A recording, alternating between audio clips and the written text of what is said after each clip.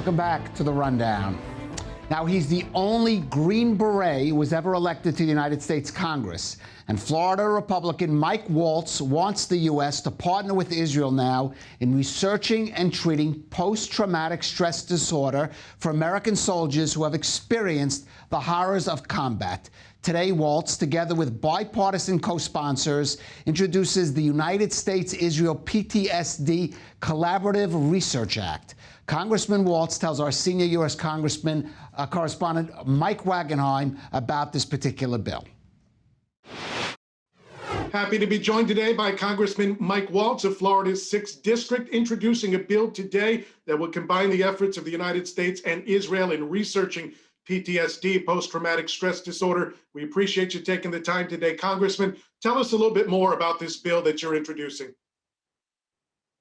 Well, thank you so much. And, this bill essentially encourages and incentivizes various organizations within the U.S. government, within the veteran service organizations, the nonprofits and NGOs that help our veterans, and those same type of entities in Israel to collaborate, to share their research, to do joint research if that's what they deem necessary, and essentially to work together. I'm a Green Beret by background, 24 years now in the U.S. Army, and we cannot continue to sustain the global war on terrorism if we continue to have the suicide rates that we currently have, which are averaging at 22 per day and have been for some time. We've lost more to suicide in the last year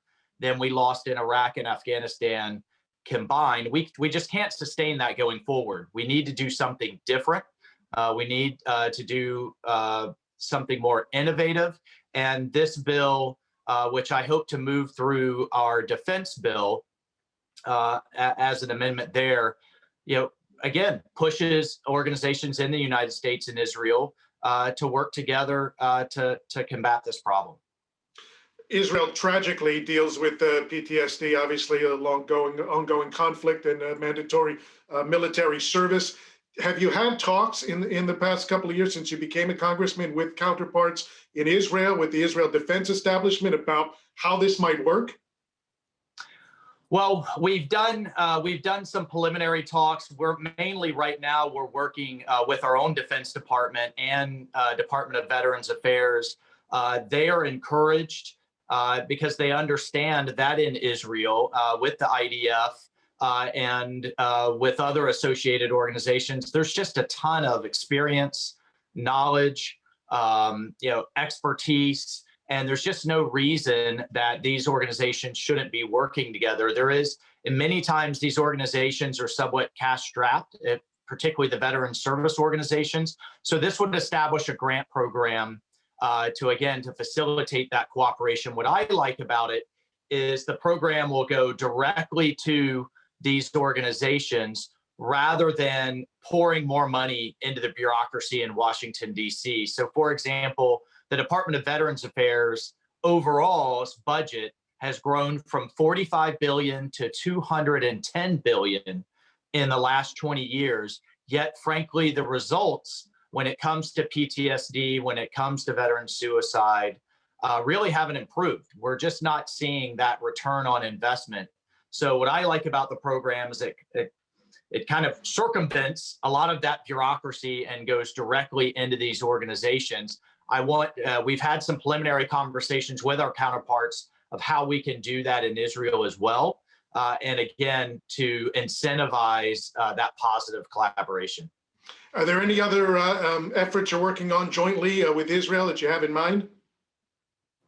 Well, we have a number of efforts.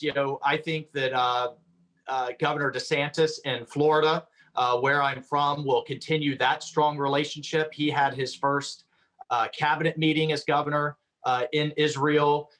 We'll continue to work at the state level to facilitate that economic partnership.